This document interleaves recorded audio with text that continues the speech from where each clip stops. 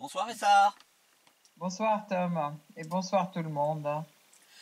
Alors Essar, nous arrivons au 50e Citrep, 50, tout rond. Ouais, Et nous oui. sommes le 7 novembre 2018. On aura l'occasion d'en reparler parce que c'est une date particulière, hein, aujourd'hui, les élections de mi-terme aux États-Unis. Mais avant d'aborder le sujet, parmi tous les sujets que vous allez aborder dans le Citrep, on va évidemment, malheureusement, comme de coutume, parler de Oui, la situation des Palestiniens face aux absolument. sionistes, hein, et puis Mm, ces comportements d'apartheid. mm. Alors, bon, grande solidarité d'abord au peuple palestinien qui continue son mouvement de protestation et qui continue ses marches pour le retour et ses marches aussi contre le blocus de Gaza, aussi bien par la mer que par par le continent, disons. Les Palestiniens continuent leur lutte, ils continuent leur marche les Israéliens sont de plus en plus hideux, odieux, répressifs comment dire, ils tirent donc à balles réelles aussi sur les gens et ils, ils, bon, ils les agressent, ils font des arrestations avant des arrestations et des violations de domicile systématiquement. Il y a des arrestations de dizaines de militants palestiniens qui n'ont rien fait d'autre que de se battre de lutter pour une vie normale et pour une vie honnête et respectable dans leur propre pays, spoliés par les Israéliens qui continuent effectivement aussi un mouvement de colonisation systématique et une répression systématique contre les Palestiniens, partout d'ailleurs, sans faire de différence entre les différents Palestiniens de 48, de 67, etc. et Gaza. Je peux dire toute notre solidarité au peuple palestinien qui continue sa lutte et aussi, fort heureusement d'ailleurs, l'ensemble des organisations palestiniennes commencent à se concerter pour pouvoir trouver non pas une solution, mais décider déjà de ne plus reconnaître, enfin surtout je parle pour l'entité palestinienne, en fait, pour l'entité État palestinien, qui n'existe pas, mais où il y a le président Abbas et puis tout le Conseil national palestinien qui s'était aussi réuni et qui ont enfin décidé de dénoncer Oslo et de retirer la reconnaissance de l'État d'Israël, puisqu'ils l'avaient reconnu au moment d'Oslo. C'est un fait très important, en fait, et historique. Ils ont arrêté la coordination sécuritaire avec les Israéliens. Ils ont décidé donc d'arrêter la coordination sécuritaire et ils ont décidé de retirer la reconnaissance de l'État d'Israël C'est sans jusqu'à ce précédent ça, qu'il y ait hein. application, oui, jusqu'à ce qu'il y ait application euh, bah, des clauses qui imposent à Israël aussi de reconnaître un État palestinien et puis de lui donner les moyens. D'accord, Donc c'est en fait, pardon, je vous en prie. c'est réellement la, la, la force du peuple palestinien et de ces marches qui continuent à monter crescendo, qui ont obligé effectivement ces directions cette organisation de l'OLP et de l'entité palestinienne, de l'autorité palestinienne, donc à prendre ses positions. Donc là-dessus, nous continuons à être solidaires avec la lutte du peuple palestinien pour plus d'acquis et pour aller de l'avant quand même dans la libération, dans le mouvement pour la libération totale de la Palestine. Voilà, Dans dans un les autre, terres. oui, Oui, oui, dans ça, un autre registre, oui, pardon, oui. allez-y. Vous avez malheureusement aussi le cas du Yémen, qui maintenant Oui. se trouve dans un état de siège, hein. C'est un état de siège. Ah, ben, c'est un état de siège qui dure depuis 3 ans, Voilà, le Yémen. avec le Et, choléra et la famine ouais, qui dévastent la population, hein. absolument, absolument. C'est une guerre qui est vraiment une extermination totale, une extermination d'une population au vu et au su du monde entier. Et personne ne s'émeut de tout ceci. On commence, on a, suite au meurtre de Khashoggi, certains pays européens ont commencé à parler du Yémen, Oui, etc. On voit quand même que ce n'est pas le fait humain qui les intéresse, mais c'est le fait politique et puis surtout le fait vouloir exercer des pressions contre un État qui peut acheter leur silence par de l'argent. Donc, c'est justement beaucoup plus à ça, c'est lié à ça que lié à des sentiments humains ou de justice. oui, Parce parce que que la guerre au Yémen, qui est une guerre absolument, un véritable génocide en fait, dure depuis 1915 et tous les jours sont bombardés des bus d'enfants, des salles de mariage, des salles de condoléances, des marchés. On ne peut pas dire que dans les marchés, ce sont les militaires. On ne peut pas dire que dans les écoles et dans les bus où il y a des enfants vont à l'école, il y a des militaires, etc.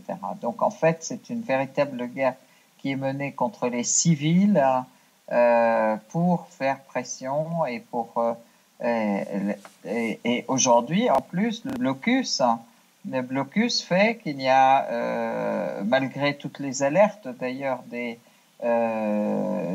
services de santé, je peux dire internationaux, de l'ONU, de toutes les organisations de santé, ONG ou autres, ou de l'ONU et de la Croix-Rouge, etc.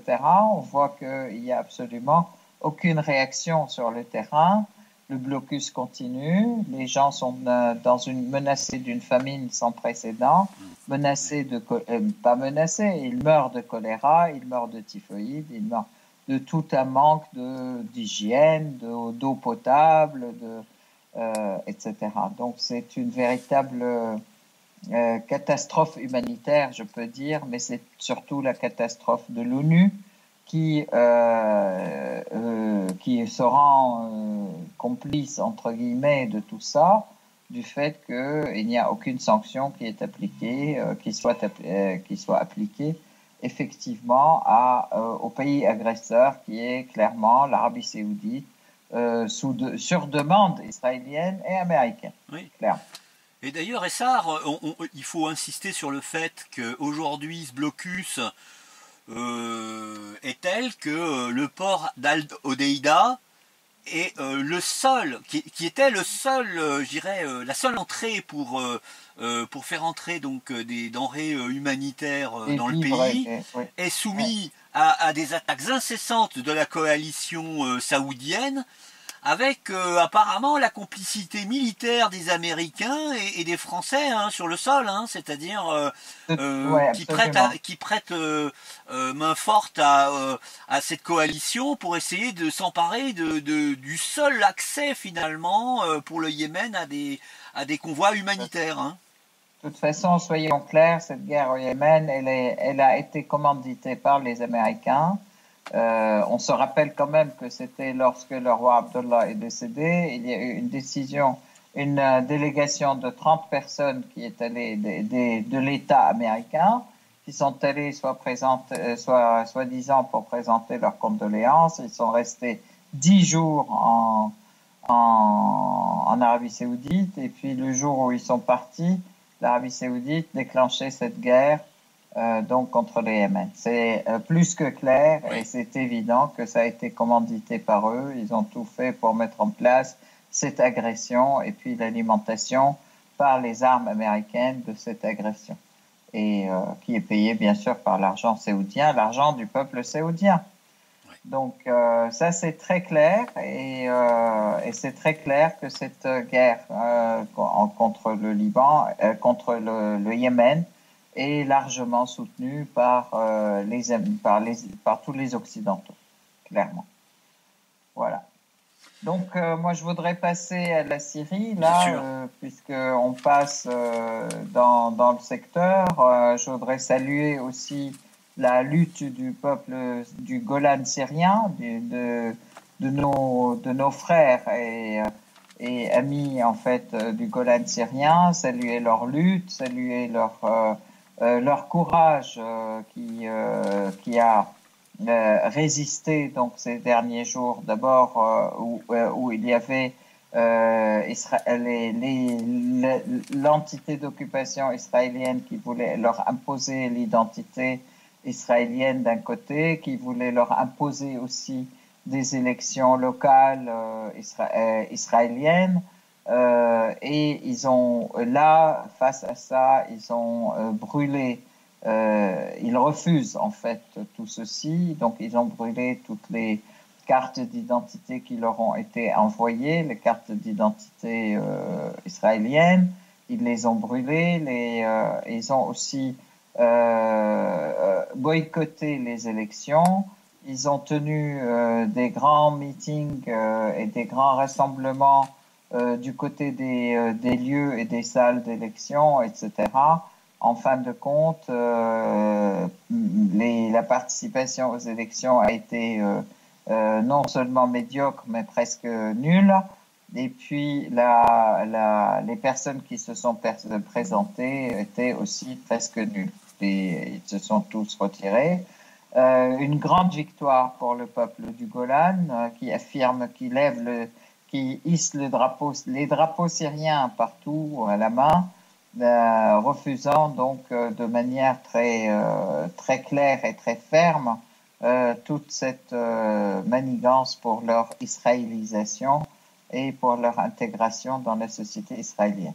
Donc ils exigent le retrait des Israéliens, le retrait d'Israël, en affirmant toujours le Golan est syrien et restera, quelle que soit l'opinion autour, et c'est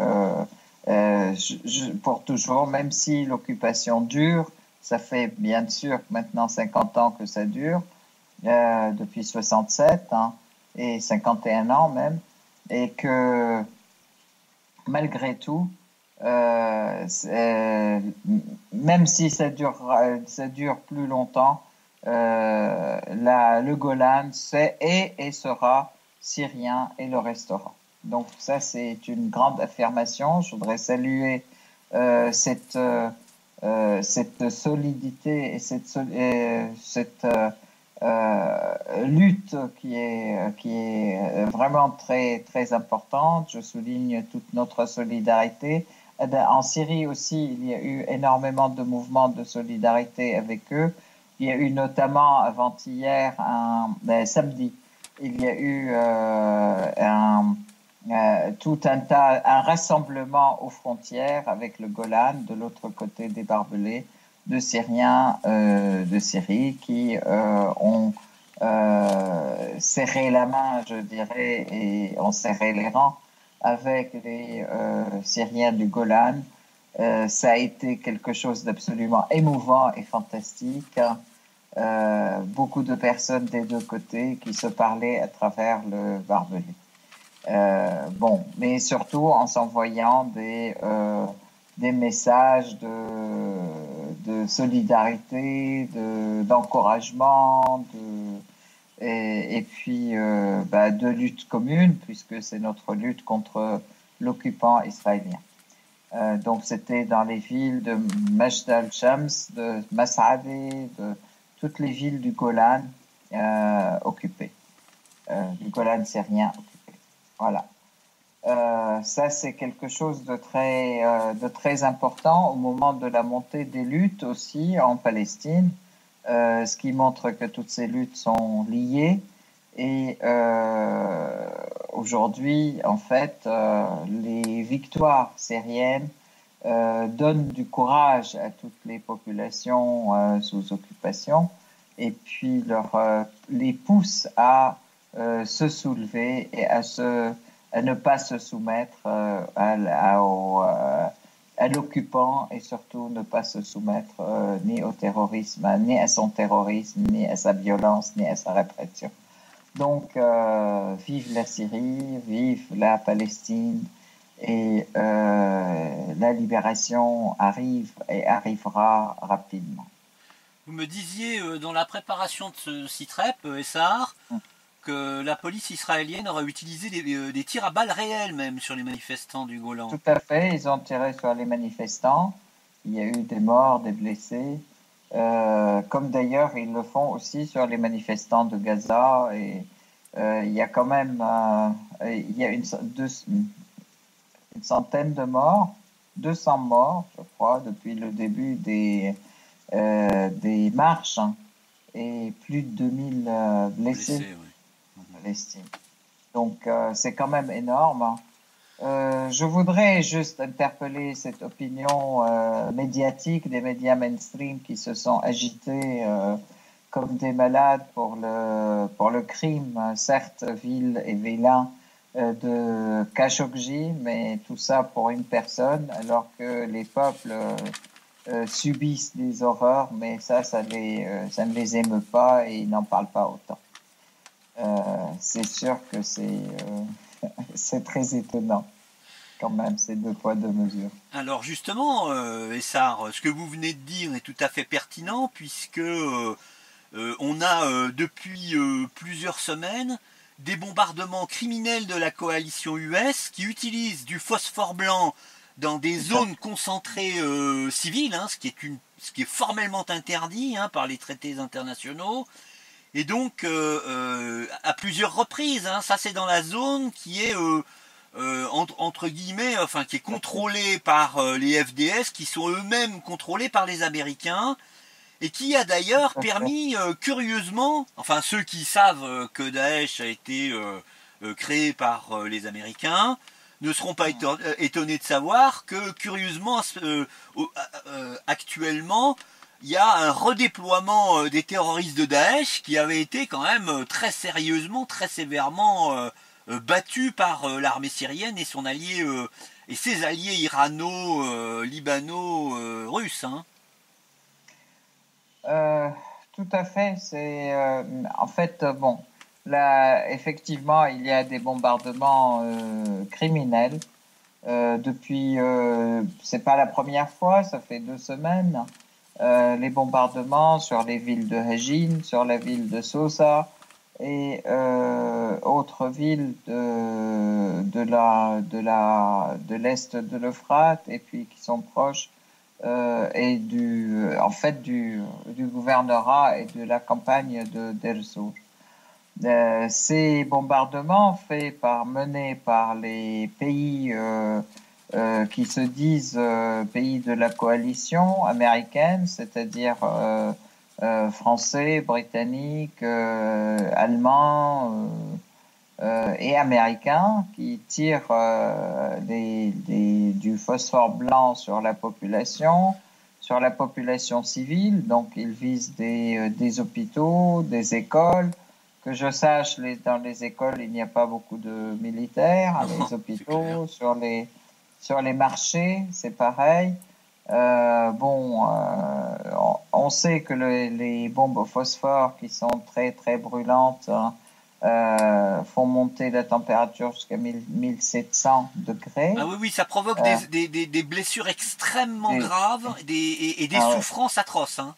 Ah bah oui, des souffrances atroces, c'est-à-dire même avec un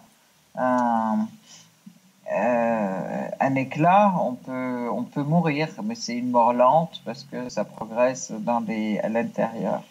Et avec une température très très violente, on est brûlé vif de l'intérieur, de l'extérieur. Enfin, c'est complètement horrible, hein.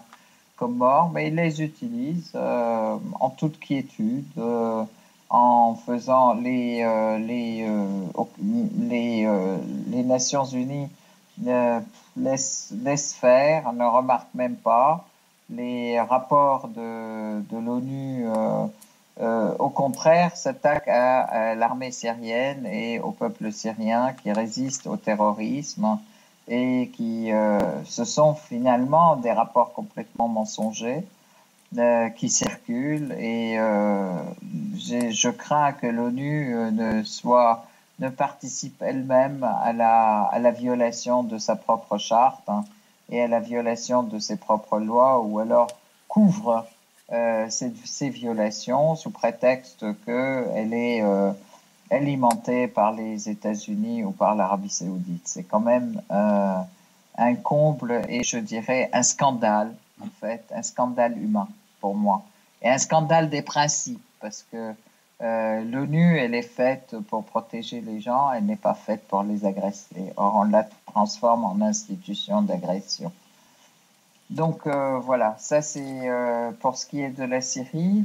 Bien entendu, ça a été dénoncé par l'État syrien. L'État syrien, à chaque fois, demande l'intervention d'une commission d'enquête de l'ONU, mais elle ne vient pas constater les crimes des Américains. Et puis, ça, c'est un point. Et puis, en plus, hein, Une commission les d'enquête, Américains qui sont... Essar, Oui. excusez-moi, parce que vous l'avez abordé dans la préparation de ce site-rep, une commission d'enquête également pour les charniers qui ont été retrouvés à Raqqa, en Syrie Aussi, et en Irak également, hein. aussi, C'est tout ce que à vous m'aviez fait. dit. Alors, il y a un charnier de 1600 personnes quand même qui a été trouvé à Raqqa. En fait, et puis de la même manière dans les villes dans le sud de Mossoul et Al-Anbar, etc., des charniers aussi de milliers de personnes qui ont été trouvées.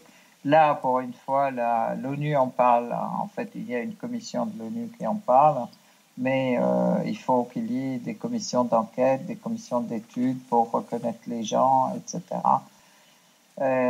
Ceci est absolument, je peux dire, ignoble en fait, puisque c'est le fait, l'œuvre des terroristes, hein, qui pendant des années ont sévi dans ces régions, mais qui sont aussi soutenus par les Américains et les Occidentaux, créés, recrutés, entraînés, soutenus, armés.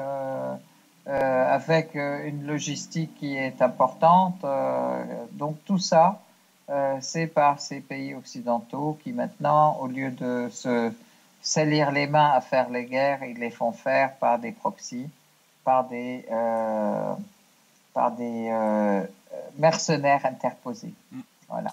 Alors, Essar, avant d'aborder le sujet de la réunion entre Vladimir Poutine, Recep Tayyip Erdogan, la France et Ouais. l'Allemagne avec Macron et Merkel, pour illustrer ce que vous disiez à propos de la perfidie occidentale, je voudrais citer deux sujets que bien évidemment vous m'avez inspiré, hein. C'est celui que, par exemple, la Russie a dénoncé les expériences sur les armes biologiques des Américains en Géorgie, des Ouais. armes qui menacent la Russie directement, puisqu'on est aux frontières de la Russie, hein. Et ça Tout à représente fait. un quasi casus belli, hein, puisque là, Mhm. les Russes ont lourdement protesté contre ces expériences qui apparemment ont fait des victimes, hein, beaucoup de victimes. Alors ça reste secret, puisque la Géorgie, comme en 2008, est plus ou moins le caniche des Américains. Un Mhm. autre sujet également, là ça concerne la France. L'ambassade de France à Beyrouth a fait pression sur le salon du livre francophone pour faire annuler la conférence de Michel Collomb, ce journaliste, hein, qui a plusieurs fois été, qui est connu d'ailleurs, qui est passé dans l'émission de Frédéric Tadei dans Ce soir ou Mhm. jamais, où il a dénoncé la criminalité de l'OTAN et Et de mis en l'État exergue d'Israël. la tromperie des justificatifs pour les agressions militaires contre l'Irak, contre la Libye, etc. Et donc là, c'est carrément l'ambassade de France à Beyrouth qui est intervenue pour empêcher cette conférence qui devait être donnée par Michel Colomb et Georges Corne, qui est l'ancien ministre des Finances libanais quand même. Hein. Oui, oui. En fait, oui, c'est dans le cadre du Salon du livre francophone. Il y a donc, il était prévu qu'il y ait une séance de dédicace du livre, du livre qu'il avait écrit avec Georges Corne. Et puis, une conférence autour du livre, ou une discussion, disons, autour du livre. Et là-dessus, donc, l'ambassade belge et française ont fait pression pour que la conférence soit purement et simplement annulée, sans aucune raison, rien. Donc à Beyrouth, hein, quelle ingérence, hein, Ah oui, oui, c'est clair. et quel toupet, quelle horreur en fait, de se permettre d'aller jusqu'à un autre pays pour interdire des choses qui s'y font, quoi. Bon, ça c'est un point, et puis un autre point quand même, c'est cette ingérence qui continue, où on veut imposer une constitution à la Syrie de l'extérieur, où on veut imposer quelque chose qui est aux Syriens sans que les Syriens y interviennent et y participent.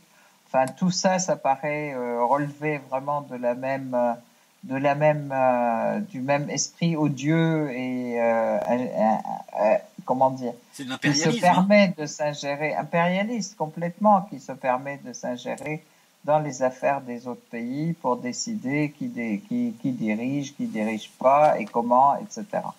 Et là-dessus, d'ailleurs, l'État syrien ne manque jamais d'exprimer que, de toute façon, la Constitution est la Constitution qui sera écrite par le peuple syrien et personne d'autre, hein, que la Syrie est souveraine et le restera, et que la Syrie compte bien effectivement continuer à combattre le terrorisme jusqu'au dernier terroriste sur son sol, et donc elle compte bien récupérer et imposer son contrôle sur tout le territoire syrien. Même si aujourd'hui il y a encore des poches de Daesh à certains endroits, mais les dites bases américaines, etc., doivent se retirer parce qu'elles sont au même titre que n'importe quel agresseur et occupant. De la même manière, la Turquie doit absolument quitter tous les territoires où elle est de la Syrie, et c'est aussi considéré comme une invasion et comme une agression et une violation de la souveraineté de la Syrie. Donc il est tout à fait légitime que la Syrie se défende en libérant son territoire, mais il y aura certainement une confrontation militaire très violente, très forte, hein, parce que Idlib, il y a eu cette prolongation, mais jusqu'à présent, la Turquie n'a pas réussi à retirer toutes les armes lourdes et moyennes des factions terroristes. Oui. Bien au contraire, pour certaines, ils ont réussi à se réarmer et à prendre des armes qui leur arrivaient donc par les frontières turques. Ce qui veut dire que la Turquie, elle joue plusieurs jeux en même temps et n'est jamais sincère dans ses promesses ou dans les accords qu'elle conclut, ce qui fait quand même qu'elle va finir par avoir une grosse crise. Et d'ailleurs, aujourd'hui, c'est un peu le cas avec la Russie qui exige d'elle, en fait, d'accomplir les tâches sur lesquelles elle s'était engagée à l'accord de Sochi, qui est l'accord de Dlib. C'est un accord écrit, hein, Essar. Hein. C'est-à-dire que c'est pas comme les précédents où, je dirais, Erdogan pouvait louvoyer. Là, c'est carrément un accord écrit, donc les choses sont claires, nettes et précises. Il y a la signature d'engagement au bas de la feuille, et là, ça va pas être la même. Hein. C'est ça, hein? C'est un accord écrit avec un calendrier précis au niveau du temps et qui exige en fait qu'au maximum, à la fin 2018, Idlib sera à nouveau sous le contrôle de l'armée arabe syrienne. Ouais. Donc, d'ici là, effectivement, les armes lourdes doivent être retirées, les terroristes doivent être rapatriés chez eux, les terroristes étrangers doivent être rapatriés chez eux, les terroristes syriens, c'est selon leur choix, s'ils veulent continuer à se battre, ben, ils vont ailleurs, mais s'ils veulent se rendre et puis retrouver la patrie et retrouver une vie normale au sein de la patrie, c'est aussi bienvenu. Je tiens à dire quand même que là-dessus, il y a toujours eu une amnistie, ça fait plusieurs années qu'elle existe, pour tous ceux qui veulent revenir dans le giron de l'État et puis se repentir, si on peut dire, de leurs actes, tous ceux qui ont fui le service militaire, ceux qui ont fui ou ceux qui ont été obligés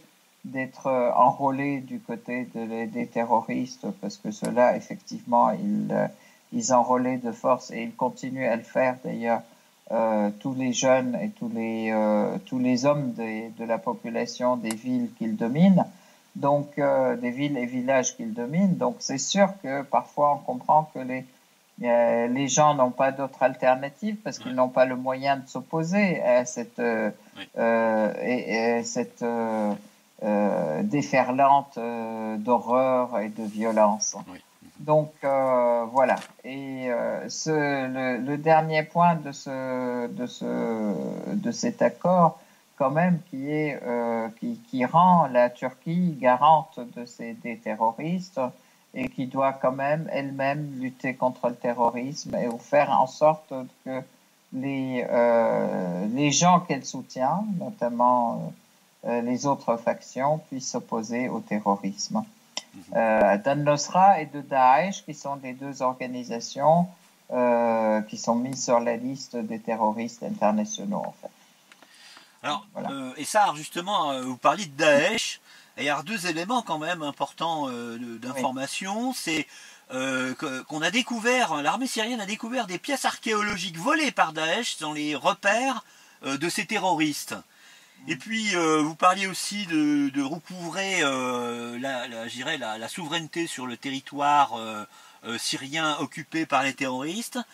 Il faut noter quand même la mise en ordre de bataille de l'armée syrienne contre les poches de Daesh autour d'Abu Kamal, hein, c'est-à-dire qui se trouve Tout à fait. donc au sud-est d'Er ez-Zor, hein, c'est-à-dire à proximité immédiate de l'Euphrate. Alors, vous avez aussi, Effectivement. ouais, vous avez aussi parlé de, alors c'est peut-être un peu prématuré dans le site web, mais vous avez parlé de ces réconciliations entre certains Syriens. Il y a aussi le grand succès du retour des réfugiés syriens depuis le Liban, depuis la Jordanie, hein, où là c'est à flot continu. Les Syriens rentrent chez eux suite à l'ouverture des passages frontières. Hein. Alors, il y a plusieurs points dans ce que vous avez soulevé là. Effectivement, il y a toutes les quantités les artefacts archéologiques, les pièces archéologiques qui ont été volées dans les sites et qui étaient cachées là pour les vendre et puis récupérer de l'argent. Il faut dire que les terroristes se finançaient en vendant effectivement des pièces archéologiques syriennes dans les marchés internationaux qui passaient par la Turquie, en fait, hein, et ça a été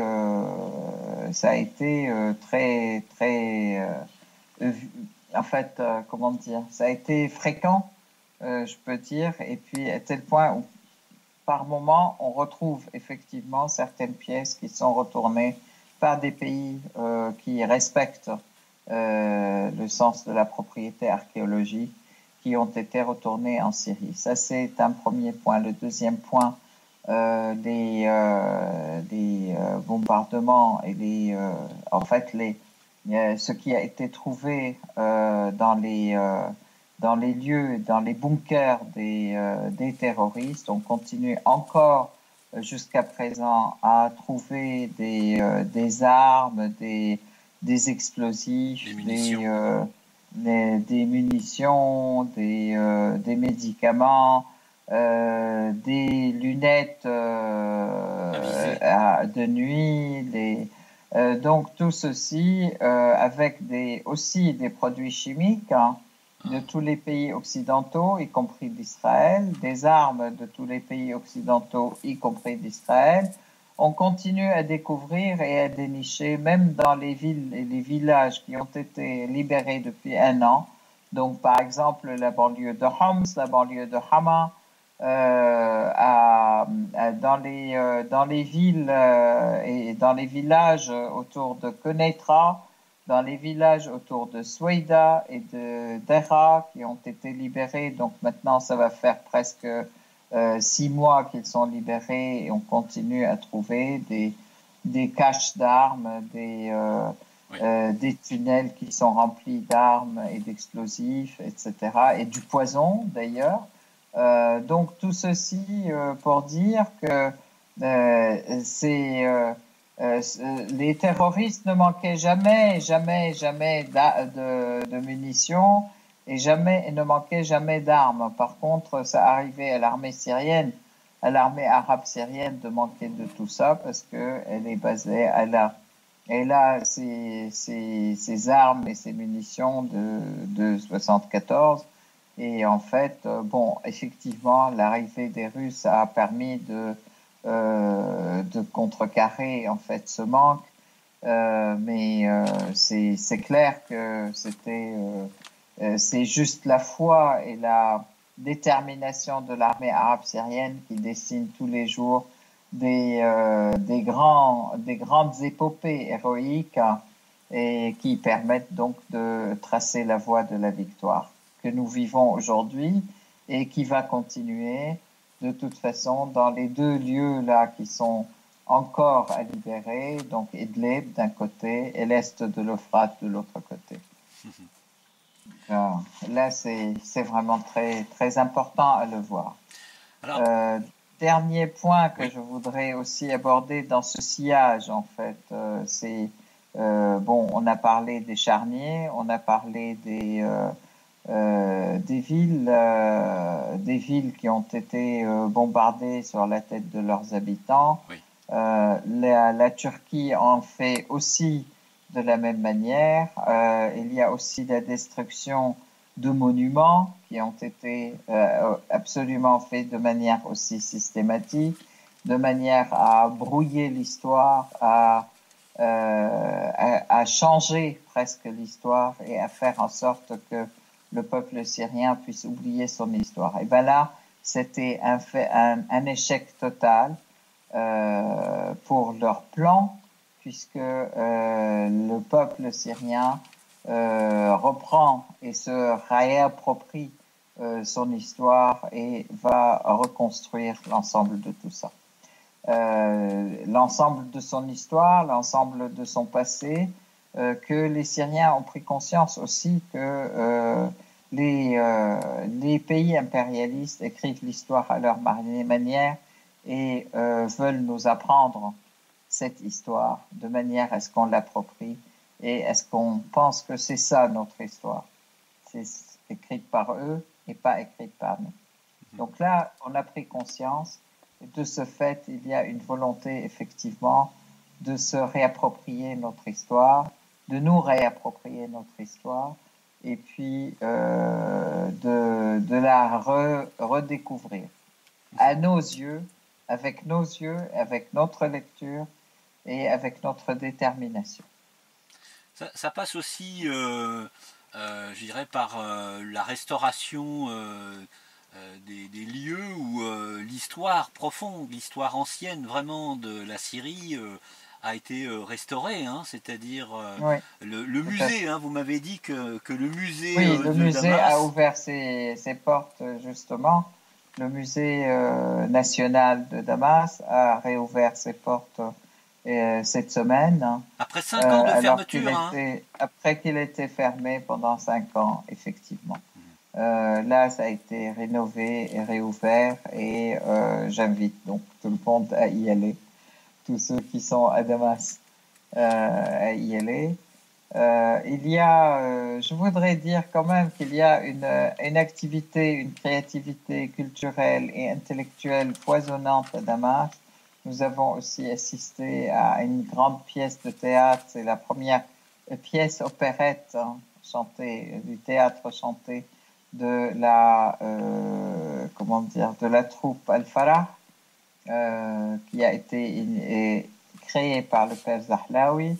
Donc, nous avons assisté à 4 jours de représentation de cette grande chorale magnifique à l'opéra. Donc, ça a été absolument époustouflant, vraiment très, très beau, très, très touchant, qui reprend l'histoire de cette guerre ignoble qui a été menée contre la Syrie, mais en les représentant par 2 villages, le village de l'eau et le village du blé, pour que à la fin, effectivement, on fasse le village du pain.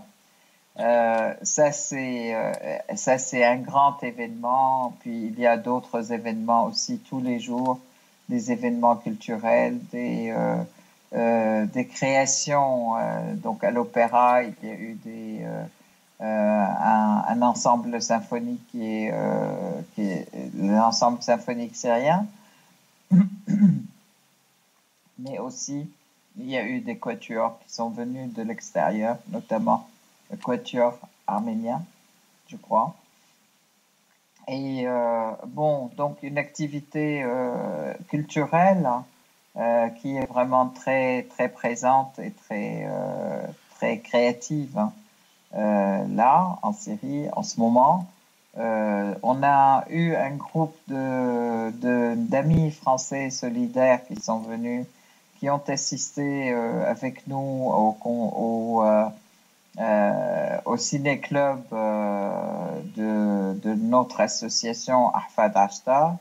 Ils étaient aussi époustouflés par l'intérêt, par l'importance et le haut niveau du film qui s'appelle La pluie de Homs, qui est un film de Joud Saïd, qui montre aussi ces horreurs de guerre. C'est une sorte de documentation de la guerre contre la Syrie. Donc c'était Homs en 2014. C'était février, mars, avril, etc. 2014. Nous avons aussi nous accueillons notre ami Michel Collomb à Damas pour une conférence sur le rôle des médias mensonges dans la guerre. Notre ami Majed Nahmeh aussi, qui est le rédacteur en chef d'Africasie, nous l'accueillons aussi à Damas avec grand plaisir aussi au cours de cette réunion débat, on peut dire, autour du rôle des médias mensonges, hein, dans la guerre. Nous faisons aussi toutes les semaines une conférence au centre culturel à Damas, dans un des centres culturels qui est le centre culturel à Bourmane. Donc une conférence par mois. Et je tiens à dire quand même qu'il y a une dizaine de centres culturels à Damas, qu'il y a des conférences partout, des réunions de travail partout, des discussions partout. Donc en fait, ceux qui espéraient nous enterrer avec cette guerre dégueulasse, eh ben, ils ont perdu leur pari. Et en fait, au contraire, ça a éveillé tous les sens et tout l'intérêt des gens qui commencent effectivement, qui discutent de l'avenir, qui discutent du présent, qui discutent de comment reconstruire le pays, comment reconstruire surtout les hommes et les femmes de ce pays après avoir souffert et vu l'horreur aussi bien dans leur famille, dans leur entourage. Et ça, c'est quelque chose de très, très présent aujourd'hui. Donc, nous sommes effectivement dans la phase de reconstruction au niveau de l'esprit de la reconstruction, de l'étude de la reconstruction. Donc, c'est parti. Et je tiens à dire à Bolton qui disait pas un centime pour les pays qui n'ont pas, pour la Syrie, pour la reconstruction de la Syrie. Je tiens à lui dire que nous ne voulons absolument pas de ces centimes ni de ces sous. On n'a pas demandé et que la Syrie sera construite avec les mains et l'argent de son propre peuple, hein, et des peuples amis, des peuples et pays amis qui ont lutté avec nous contre le terrorisme, mais non, pas du tout avec ceux qui n'ont fait que détruire la Syrie. Donc pas vous, certainement pas, et arrêtez de faire croire qu'on vous a demandé de nous aider à reconstruire. Donc ça, c'est aussi très, très important. Et ça, ce n'est pas seulement moi qui le dis.